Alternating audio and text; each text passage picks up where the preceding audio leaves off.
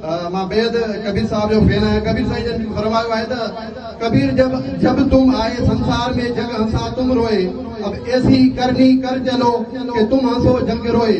तो ही जेके असां सभु हिते कई आया आहियूं दोस्त, उहे सिर्फ़ु शकील जे यादि में कई आहियूं। ऐं ही जेके दोस्त आहिनि सभिनी बिलख़ुसूस मां साहिबनि खे इहो ई चवंदुमि त सभु शकील वांगुरु बाक़िरदार थियो। ऐं मुंहिंजो हिकिड़ो ॿियो शेर आहे, अलबत्ता मूंखे हिते चवणु न घुरिजंदो, लेकिन मां सम्झां थो त ही मेड़ाक आहिनि जिते असां सभु गॾिजंदा आहियूं। जीअं मोली साहिबु ख़ासि तौर ते ईद जे ॾींहं ते टाइम हुनखे मिलंदो आहे त पोइ सभु कसरूं कढी सघंदो आहे सॼे साल जूं।